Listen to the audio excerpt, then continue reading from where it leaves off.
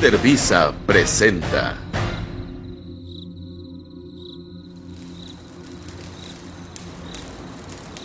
Cierra los ojos. Relaja tus sentidos. Estás compartiendo la fogata con todos tus amigos. El Coco, la niña con cabeza de muñeca, el hombre del costal, el charro negro. Todos estamos aquí esperándote. Somos tus visitantes nocturnos.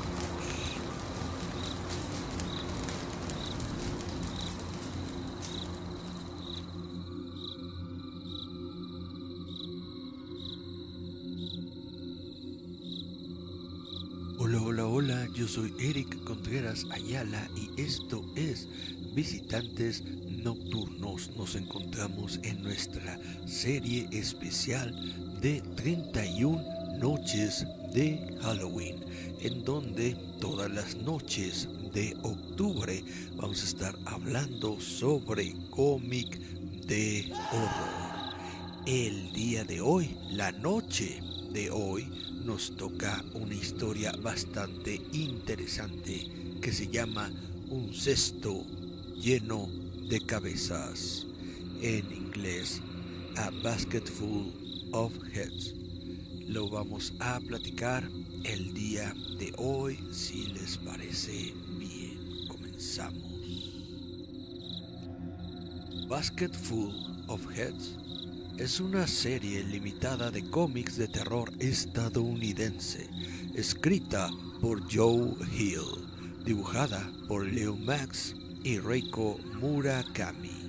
Esta es la primera serie de su sello Hill House Comics.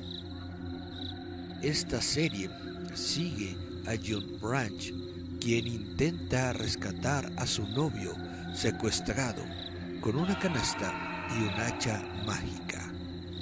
DC Comics anunció que Hill supervisaría y compartiría la escritura de una nueva línea de terror, Hill House Comics. Hill comenzó a hablar sobre la línea Hill House en el año 2017 con el editor Mark Doyle. La línea originalmente se titularía Vertigo Fall. Luego, Joe Hill's Vertigo Fall, antes de finalmente llamarse Hill House Comics. Hill anunció Basket Full of Heads poco después, quien declaró que sería escrita por él. El primer número se lanzó en octubre de 2019 y vendió más de 10 millones de copias. La serie religió elogios de la crítica.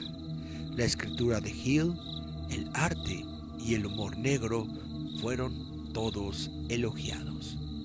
Pues bien, mucha gente habla sobre Joe Hill, dicen que es un gran escritor, es un gran autor, dicen que él ha revolucionado de manera exponencial el género del terror, el género del horror.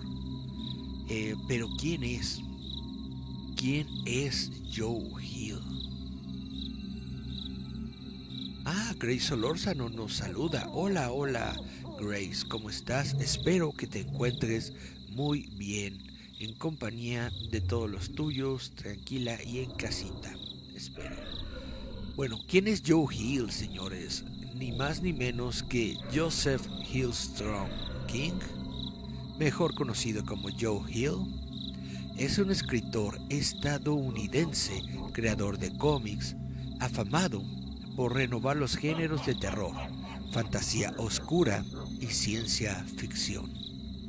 Hill es el segundo hijo de los autores Stephen y Tabitha King. Su hermano menor, Owen King, también es escritor.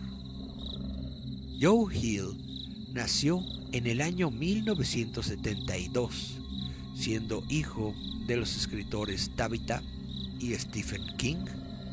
nació en Hermon, Maine, creció en Bangor, Maine. Su hermano menor Owen King, quien también es escritor, y además tiene una hermana mayor, Naomi King.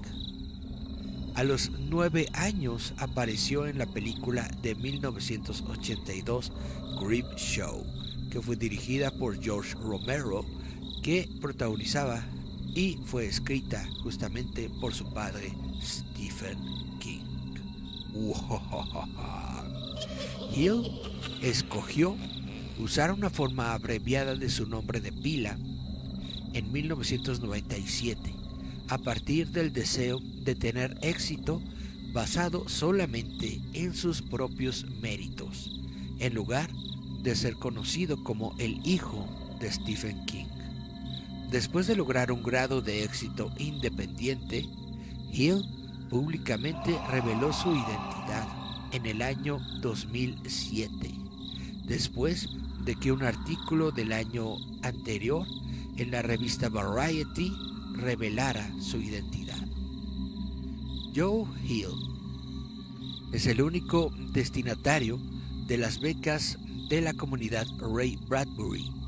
También ha recibido los premios William L. Crawford al mejor nuevo escritor de fantasía en el 2006, A.E. Coppard Long Fiction Prize en el 99 para Mejor que el Hogar, y en el año 2006 obtuvo el World Fantasy Award por Mejor Novela, Compromiso Voluntario.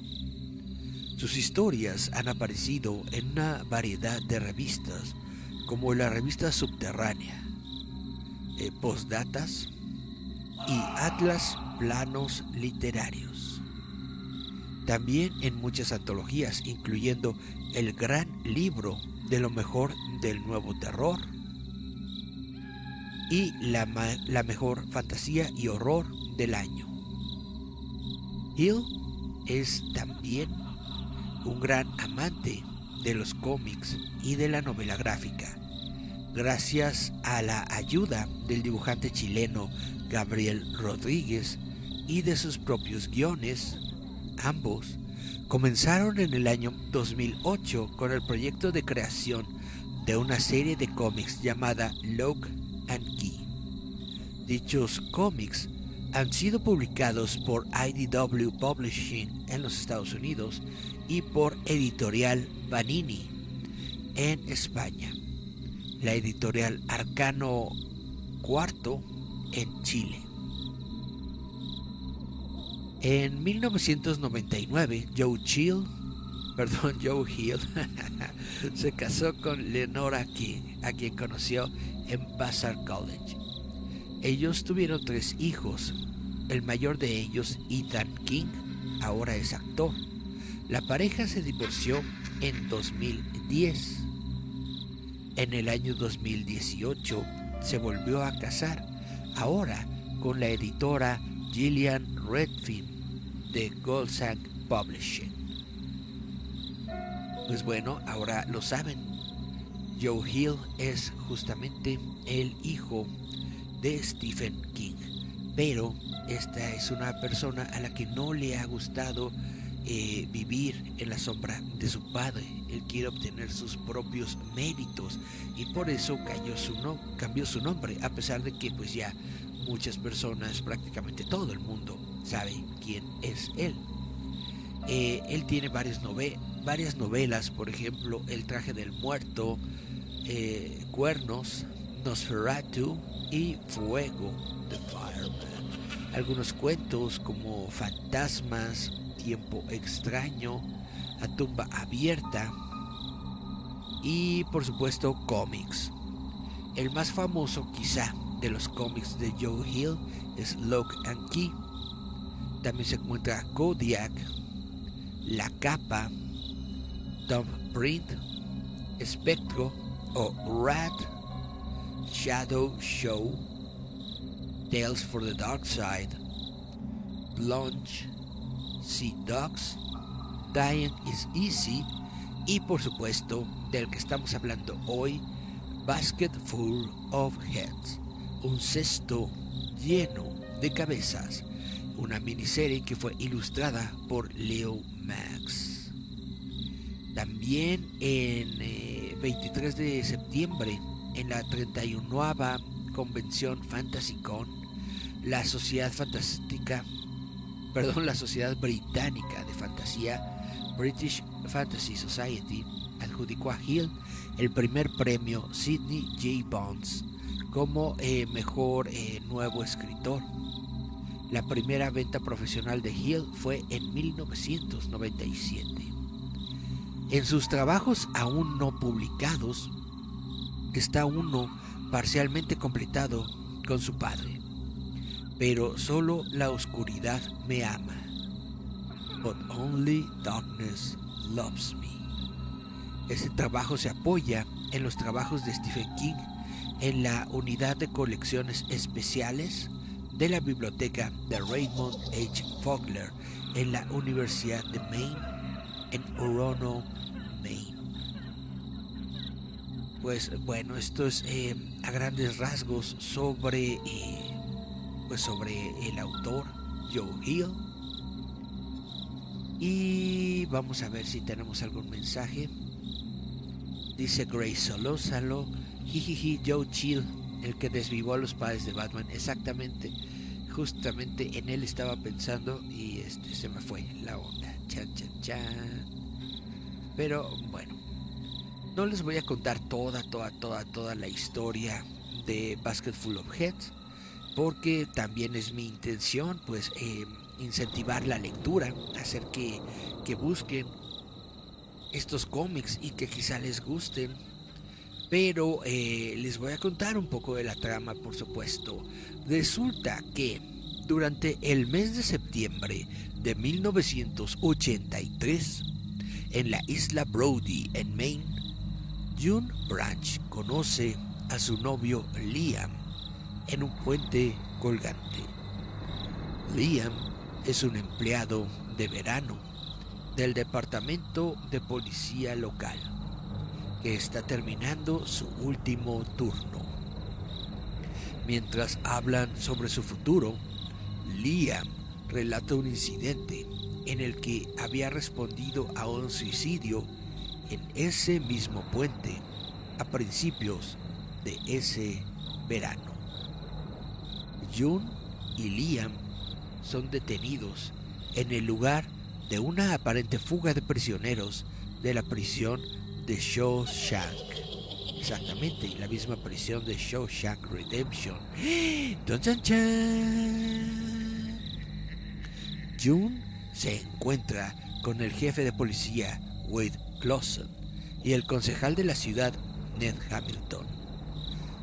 4 reclusos se han escapado de sus deberes de trabajos forzados y están sueltos. Wade descarta a los fugitivos como amenazas reales debido a la naturaleza no violenta de sus crímenes. Liam se ofrece a ayudar en la búsqueda, pero no puede debido a que su empleo termina justamente ese día. En cambio, Wade pide informalmente que Liam y June mejor cuiden a su esposa Bobby hasta que los prisioneros sean detenidos.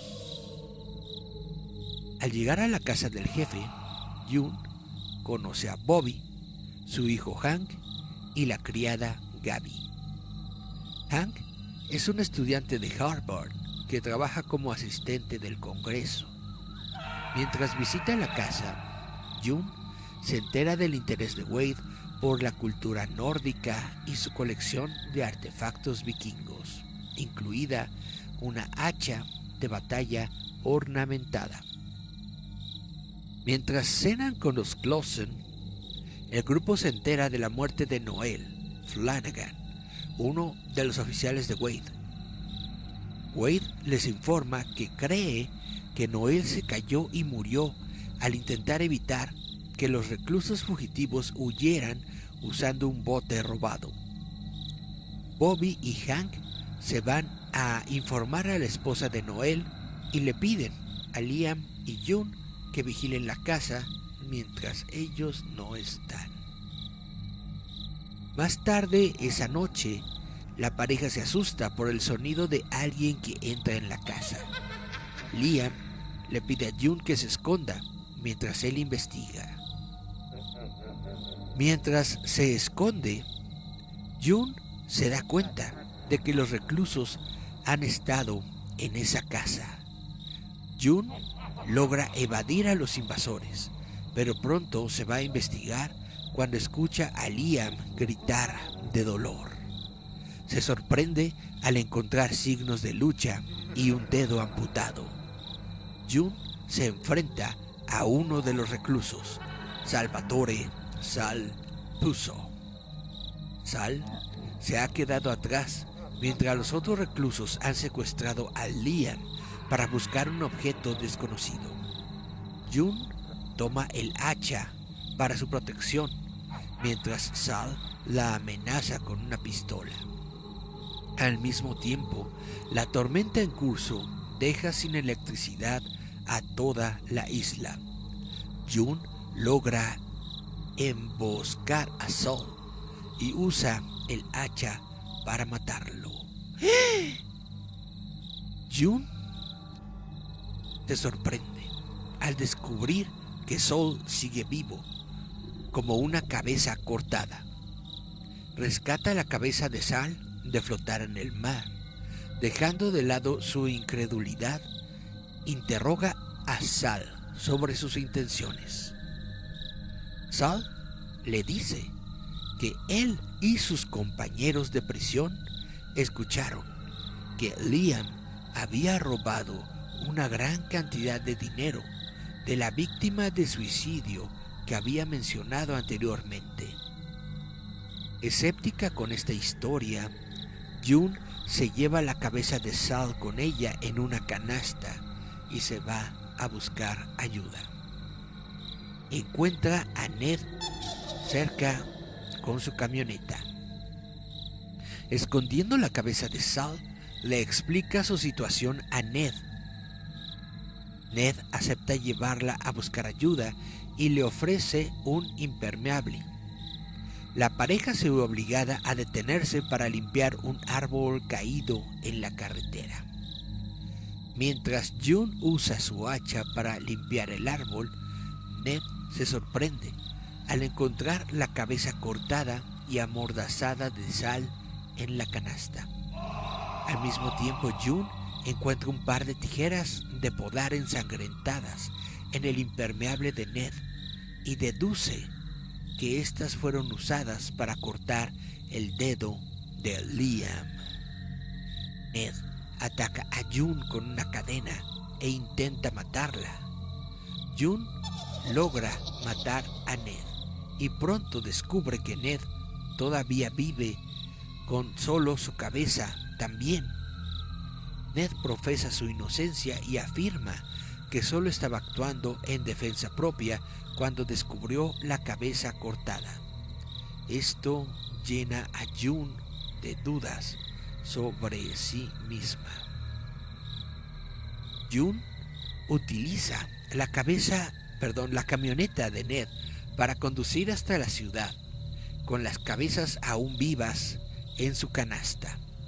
Al llegar a la estación de policía, June encuentra a Hank.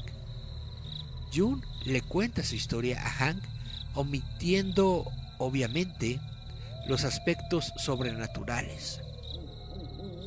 Mientras se cambia de ropa, encuentra una camiseta de softball de la policía con el nombre de Sal. Hank revela que Sal era un oficial de policía que trabajaba para su padre.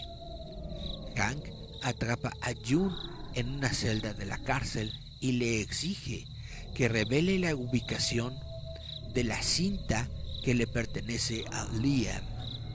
Después de electrocutar a June con una pistola eléctrica, Hank comienza a revelar lentamente información sobre la situación. Mientras se desempeña como asistente del Congreso, Hank se entera de una investigación del FBI centrada en Brody Island. Un informante con nombre en código LE ha estado proporcionando información sobre la corrupción policial e investigando a su familia. Hank cree que L.E. es Liam, ya que su apellido es Ellsworth. Hank informó a su padre y tras una investigación más profunda encontró una caja de cassette vacía que pertenece a Liam, etiquetada como policía, evidencia. Hank cree que él es el objetivo de la investigación debido a una relación sexual que tuvo con una mujer llamada Emily Dunn. June reconoce el nombre de la mujer que se había suicidado en el puente. Emily fue traída a la casa por Gabby para ayudar en las tareas domésticas. El romance de Hank con Emily la llevó a quedarse embarazada. Después de una discusión con ella, Emily sufre un aborto espontáneo. No está claro si esto se debió a la agresión física o a un accidente. Bobby le da un soborno a Emily para que deje el trabajo. June, en la ciudad, descubre que Wade amenaza a Emily con hacer que la arresten por robo si se sabe algo sobre su romance con Hank. Es entonces cuando Emily decide suicidarse. Hank le había revelado el romance a Liam y tenía miedo de que esto se revelara a las autoridades. Ñaca, ñaca, ñaca. Bueno, vamos a ver si tenemos más mensajes en las redes sociales. Vamos a ver cómo es el reino del revés. Pues resulta que no tenemos a más personas, solamente Grace nos estaba viendo o nos envió mensajitos. Pues bueno, entonces vamos a continuar con el relato. Y resulta que June deduce que los internos que invadieron la casa eran Sal, Hank, Ned y Wade. Esto se usaría para incriminarlos por la muerte de Liam. June engaña a Hank para que la libere y busque la cinta entre sus pertenencias. Mientras registra el camión, Hank esposa a June a un poste de luz. Hank descubre la cabeza de cabezas parlantes y entra en pánico. June toma su hacha para liberarse, pero descubre que el hacha es ineficaz contra el metal. Se corta el pulgar para escapar y logra matar a Hank. Ahora, con 3 cabezas parlantes, June aprende más sobre su situación. De Ned se entera de que controlaba el tráfico de drogas en la isla. Él revela que Liam tenía una relación coqueta con las hijas de Ned. Las hijas le habían mostrado a Liam donde Ned cultivaba y almacenaba su marihuana y amapola. Temía que Liam usara esa información en su contra. Wade había planeado y organizado la fuga de los reclusos como una tapadera para silenciar a Liam.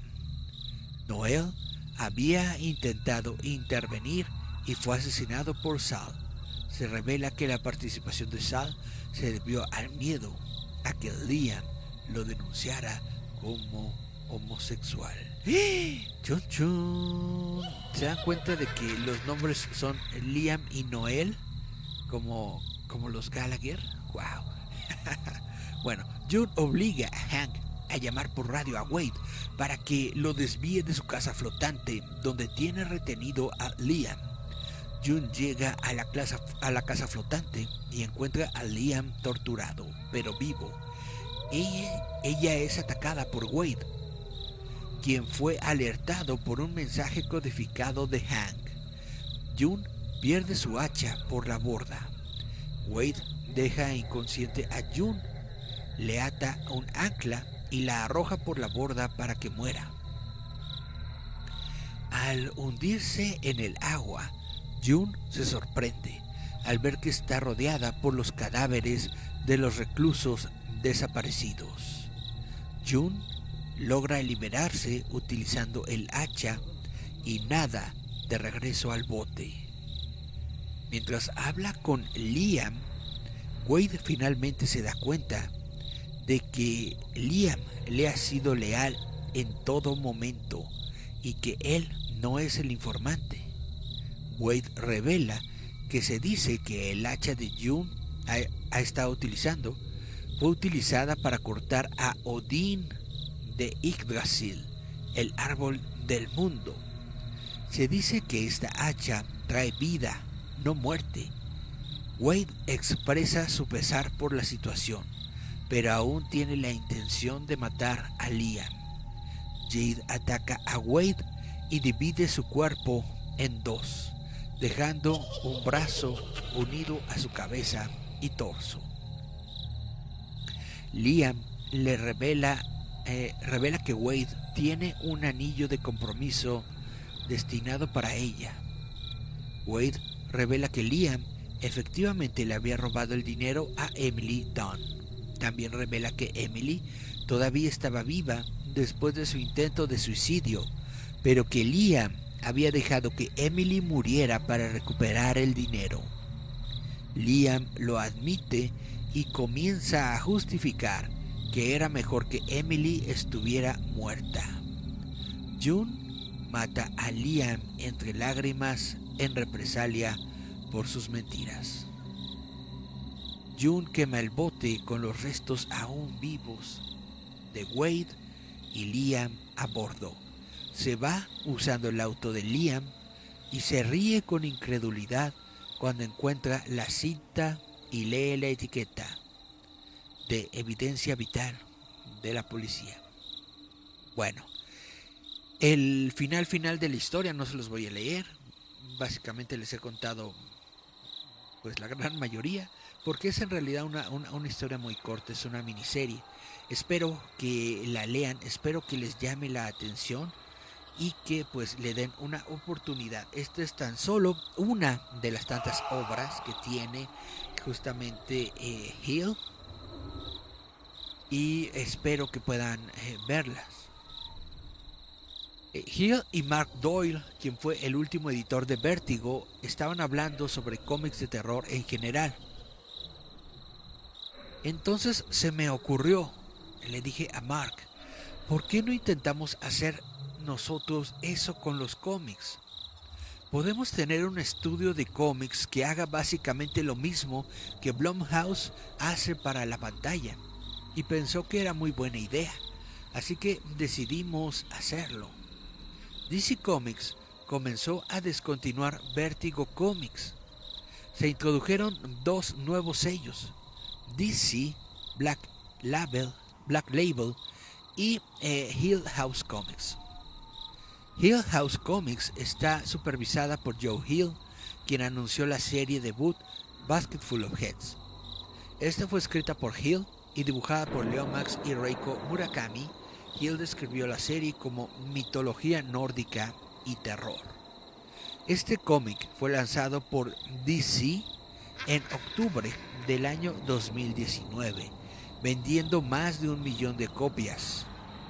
En entrevista con el sitio Polygon, comentó que los cómics de terror se vendieron mucho mejor. Se vendieron mejor en los años 50. Los cómics de hoy no venden ni la 10ª parte de lo que vendían Bolt of Horror o Tales from the Crypt.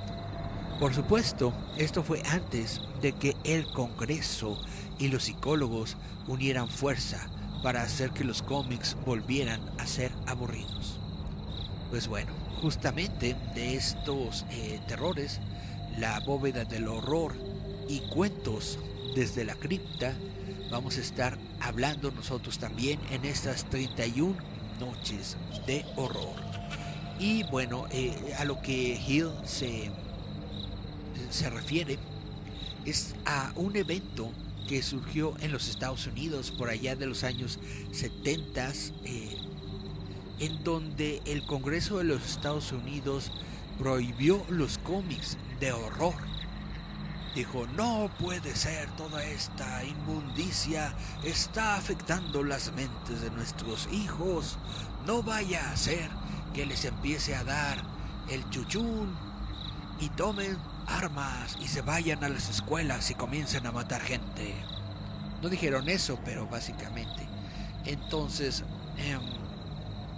la cuestión es de que a todos los cómics de horror de la época, pues les dijeron borrón. Dijeron, esto no puede estar en las mentes de nuestros jóvenes púbiles infantes, y todos los cómics de horror en los Estados Unidos fueron prohibidos. En esta época oscura se desarrolló algo que se llamó el Comic Code Authority, es decir, el sello de autoridad de los cómics. Este era un sello que aprobaba el consejo y que era colocado en cada cómic que fuera vendido en los Estados Unidos de Norteamérica para certificar que su contenido no era inmundo y malo para la juventud norteamericana. Es decir, los cómics aprobados por el código de autoridad significaba que esos cómics tenían temas comunes y normales. No hablaban de sexo, no hablaban de drogas, no hablaban de rock and roll y por supuesto no había terror, porque lo que más miedo le daba al consejo era justamente el horror. Esto provocó entonces que muchos de los libros históricos de horror, de cómic de horror que se formaban, que se fundaron y que construyeron a toda una generación, dejaran de publicarse. De esto vamos a hablar justamente cuando lleguemos a los temas de la bóveda del horror y de los cuentos de la cripta, los cuentos de la cripta. Esto va a ser por el capítulo 16 y 17, es decir, todavía nos falta un rato, pero pues va a ser durante la próxima semana. Así que los invito a no perdérselo, porque va a estar bastante sumo interesante. Afortunadamente en México no hubo esa restricción y pudimos tener cómics de horror por bastantes años más. Entonces, Eric, ¿por qué dejó de darse tanto auge al cómic de horror en México? Desafortunadamente, México es una nación que se encuentra demasiado cercana a los Estados Unidos, no solamente geográficamente, sino cultural.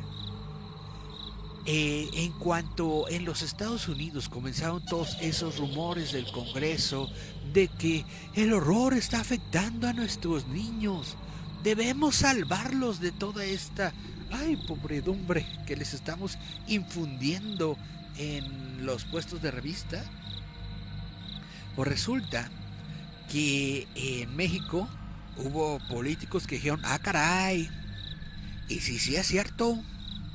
¿Y si esto está afectando a la niñez? Y pues resulta que también en México, bajita, muy bajita la mano, pero comenzaron también una campaña de terror, de ¿cómo se le llama? Pánico satánico. Es decir, que todas las cosas que tuvieran que ver con horror, con miedo, con el diablo, pues afectaban a la infancia, afectaban a los niños. Y pues comenzaron a decirle a los editoras, ¿sabes qué? No publiques esto, mejor publica de otro. Pero los libros de sensacionales en donde había muchachitas mostrando sus atributos, eso sí estaban bien, eso sí era correcto, eso, caray, hasta es parte de nuestra industria, ¿cómo va a ser que lo van a quitar? Total, que aunque en México no hubo una censura real y no se formó un código de ética para los cómics, de todas formas sí hubo una censura por debajito del agua que comenzó a quitar poco a poco los cómics de horror. Grace Solórzano nos dice, aún no hay mensajes, sigue con la lectura, está interesante en lo que dibujo. ¡Wow! Qué bonito poder ser parte del sonido de fondo de Grace Solórzano mientras produce esos dibujos tan padres que ella realiza. De hecho, pues hago aquí el paréntesis para decirles que por favor sigan la obra de Grace Solórzano, porque es bastante interesante y su arte pues a mí me gusta bastantito. Dice Grace Solórzano, una fea época del cómic, sin duda. Exactamente, fue una época bastante mala y desafortunadamente duró varios años. Ahora, no creo que ustedes lo desconozcan, pero en los años 90, en 1992, surgió un evento increíble, nunca antes visto, que generó un gran interés por el cómic. Esto es lo que se ha conocido por muchos años y en mi persona yo utilizo mucho este término, es el boom del cómic en México en el año justamente 1992 con la muerte de Superman. La muerte de Superman fue un cómic que se vendió por miles de millones bueno, la verdad no sé cuántos números, pero sí se vendió muchísimo en toda la República Mexicana. Es un evento que alcanzó incluso a la televisión. En la televisión había comerciales de Editorial Vid, de Grupo Editorial Vid. Me acuerdo mucho que utilizaban tambores. Yo en una de esas pausas comerciales, ya saben, de Canal 5, pues yo fui al baño, ¿no? Y entonces, pero estuve yo atento con mis oídos para escuchar lo que decía la televisión, y entonces de pronto sonó unos tambores así, pram, pram, pram, pam. O sea, eran tambores fúnebres y dijeron la muerte de Superman. Y yo dije, no manches. Y salí del baño corriendo a ver la televisión y solamente alcancé el final, en donde sale justamente la portada del tomo de la muerte de Superman con el logo de Grupo Editorial Vid. Fue la única vez que yo vi este comercial, pero sí me impactó demasiado que incluso la muerte de Superman tuvo su propio comercial en la televisión. Es algo de lo que inclusive Jacobo Zabludovsky, en esa época que todavía estaba dando noticias en la televisión, fue algo de lo que él habló. Y normalmente Jacobo hablaba de puras cosas serias, ¿no? Entonces fue todo un hit de la cultura popular en México, la muerte de Superman. La muerte de Superman provocó el auge de las convenciones de cómics. La Mole surgió gracias a la muerte de Superman, la Conque, y etcétera. Muchos eventos. Y también se dio una proliferación del anime, de la industria del anime en México por los años 2000. Vaya, en México ya se había visto animación japonesa en la televisión desde hace muchos años. Desde los años 70s, 80s ya se veía a Astro Boy, se veía a la Princesa Caballero, se veían otras cosas. En mis tiempos yo crecí con Sandy Bell, crecí con Mazinger,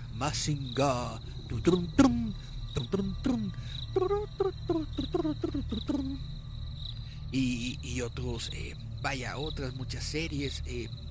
En los 2000 comenzó a proliferar mucho, pues Sailor Moon, Dragon Ball. Comenzó en los 2000 lo que fue llamado también por mí el boom del anime en México, el boom del manga. Toda la gente estaba obsesionada por el cómic japonés, por la animación japonesa. Y entonces comenzaron convenciones como la bendita TNT. Chan, chan, chan. Yo ahí estuve, de hecho, en la primera TNT, por si a alguien le interesa. También ahí estuve líder fantasma, de hecho. Bueno, total que en esos años 2000, durante la gran proliferación del manga y del anime en México, hubo pues ejemplares de manga que pues mostraban mujercillas en situaciones delicadas, y esto lo tomó como bandera una mujer que se llamó Lolita de la Vega, que tenía un programa de televisión en TV Azteca puramente cristiano, es decir, pura ideología cristiana. Ya saben, sacramentada, dándose golpes de pecho, todo era malo para ella. Total, que en uno de estos programas emblemáticos para la cultura popular de México, resulta que ella comenzó a atacar a estas historietas, diciendo que iba en contra de nuestros principios, iba en contra de nuestra moral. ¿Cómo era posible que nosotros estuviéramos distribuyendo cosas que iban en contra de nuestra cultura? Porque ahí se difundían dioses que no eran los nuestros, eran dioses de Japón, monstruos, criaturas, brujas, todo un cúmulo de relatos que no eran los nuestros, eran de Japón. Y sobre todo muchachonas enseñando sus cosas que no eran las nuestras, no eran nuestros cómics sensacionalistas, no, era algo nuevo, era el hentai. Total que yo viendo este programa dije Anuma, pero no pensé que fuera a llegar a tanto, pero resulta que justamente esta señora Lolita de la Vega, a través de su programa, inició un pánico satánico en contra del anime, en contra del manga. Esto provocó que justamente en TV Azteca, en donde se estaban se estaban estrenando continuamente animación japonesa, la quitaron. En Canal 5 quitaron también la animación japonesa. Hubo una época lúgubre en donde ya no había animación japonesa en la televisión, ya no había mangas, se tenían que poner a venta en los puestos de periódicos en bolsas negras, o de plano con unos papeles que cubrían toda la portada y decían: esta publicación es para mayores de 18. Total que no tuvimos nosotros como tal nuestro sello de moral como en los Estados Unidos, pero sí hubo una muy mala, muy pesada, pues falta de, no, ¿cómo se dice?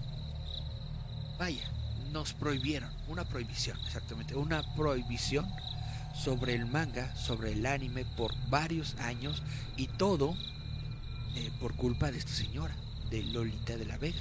Nunca en su momento se tomó ella la oportunidad de investigar los diferentes temas que hay en el anime, los diferentes temas que hay en el manga. Nunca se puso ella a investigar pues justamente sobre la religión sintoísta, sobre los diferentes temas que abarca pues la cultura japonesa. Nunca en su momento se puso a investigar nada. Lo único que ella veía era algo que iba en contra de su moral, algo en contra de sus costumbres religiosas, y simple y sencillamente le dio con la regla a todo lo que fuera japonés. No me crean a mí, ahí están los programas de Lolita de la Vega en YouTube por si quieren verlos. Total. Que dice Grace Solórzano: muchas gracias por la publicidad. No, al contrario, muchas gracias a ti por tu trabajo y por tu talento. Sí, ¿qué dice? Tengo muy pocos cómics de horror. Creo los únicos son los de Marvel Zombies y Bracket Night.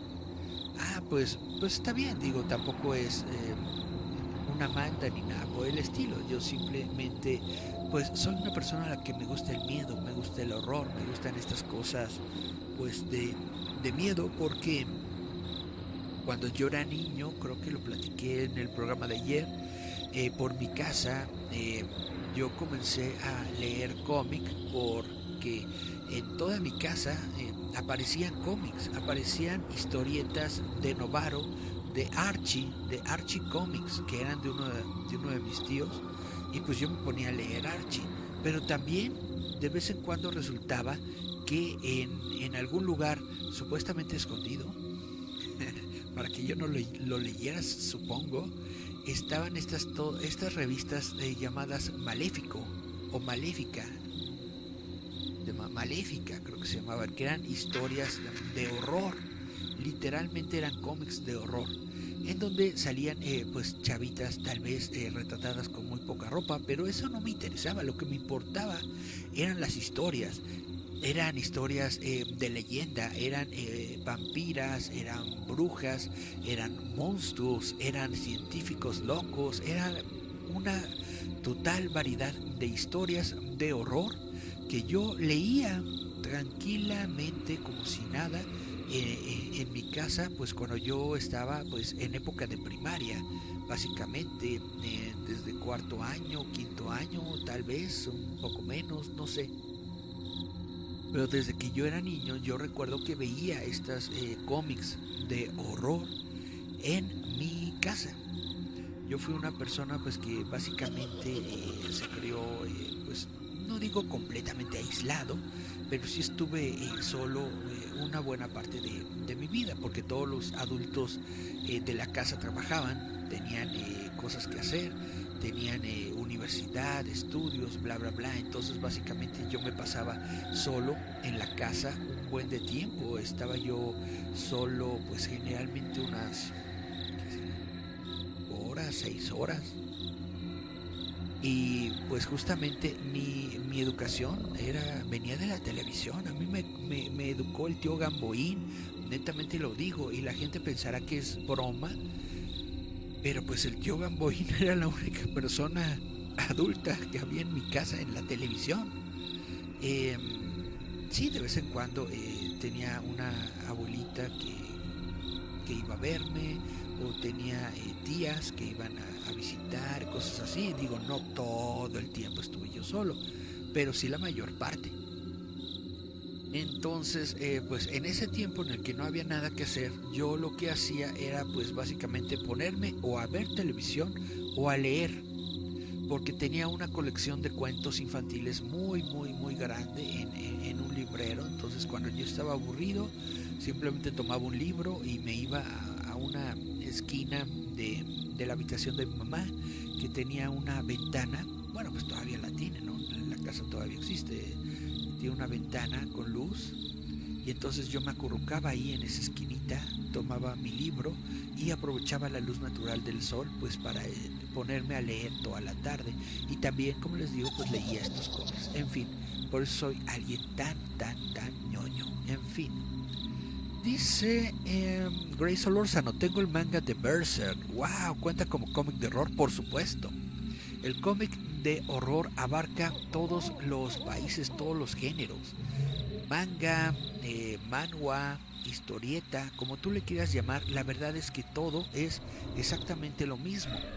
Sí, es cierto, habrá escolares, habrá personas muy doctos en el tema que te dirán: no, pero es que el manga tiene diferentes rasgos característicos del manga.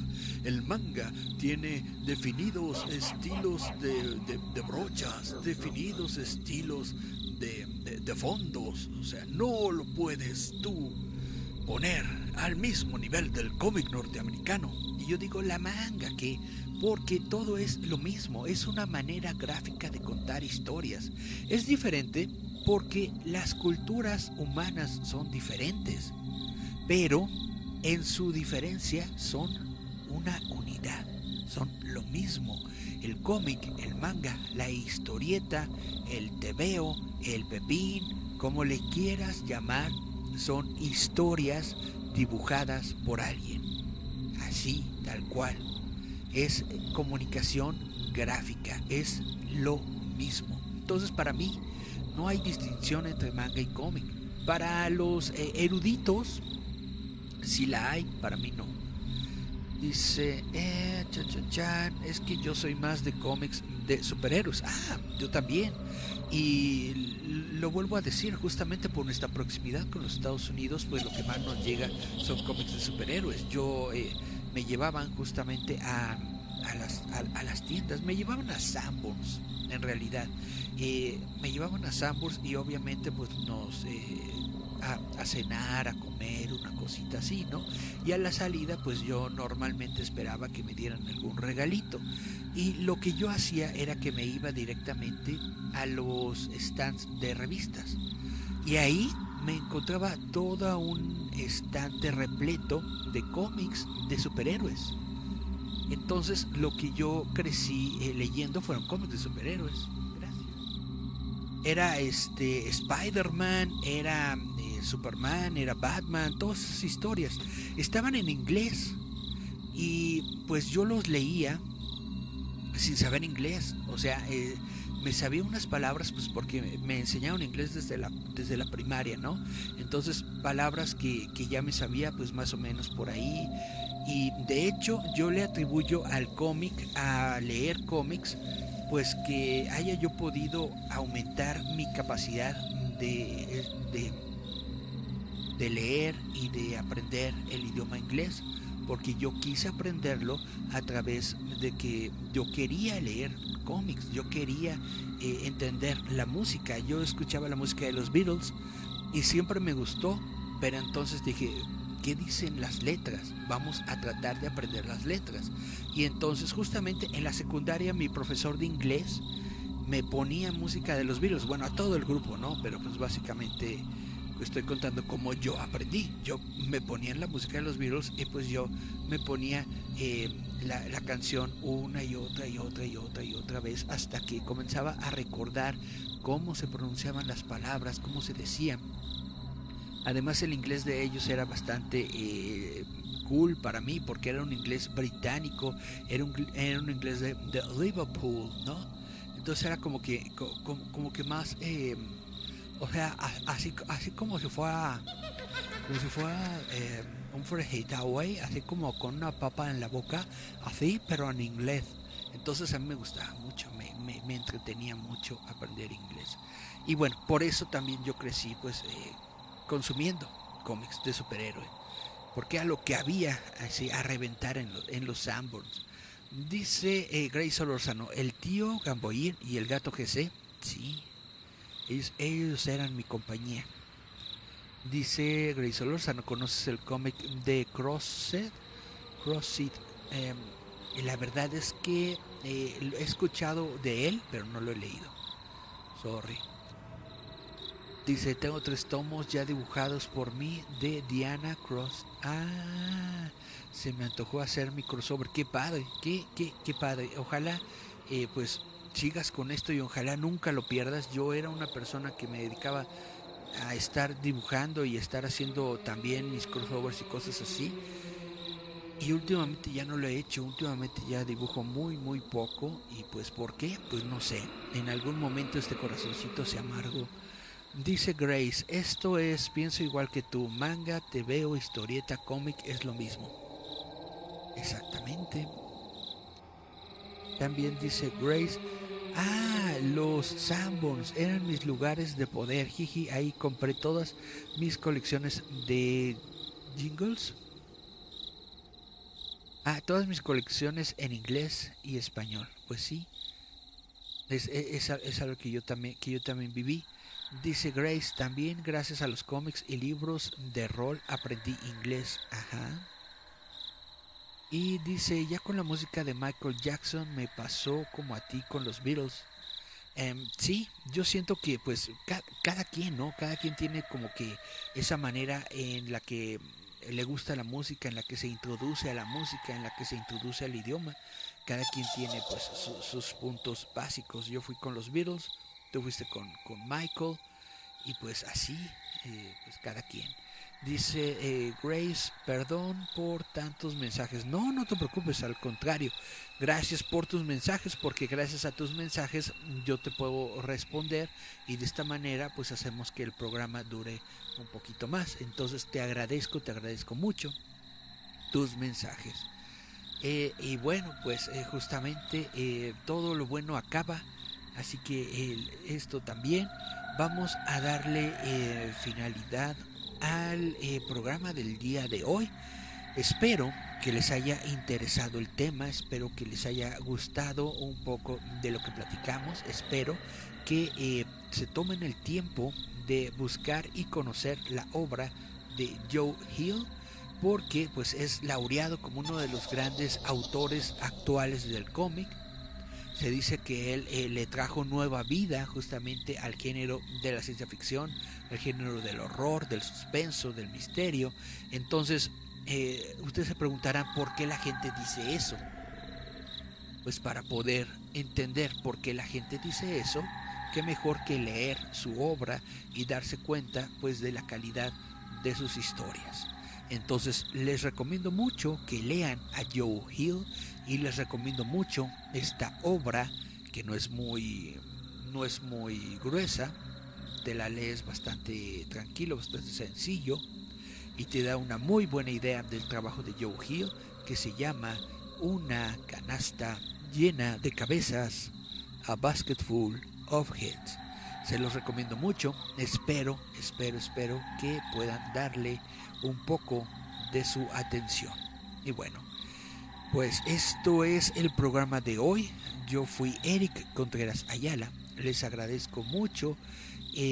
Quiero que pues si es posible, claro, que nos den la oportunidad de escucharnos mañana, pasado, cuando puedan. El día de mañana, de hecho, vamos a tener nuestro segundo invitado de la vida mundial en este programa de Visitantes Nocturnos, porque el día de mañana vamos a hablar de un cómic mexicano de horror que se llama Cristóbal el Brujo. Cristóbal el Brujo. Mañana vamos a estar platicando con Federico Aguilar, quien es justamente el dibujante de Cristóbal el Brujo.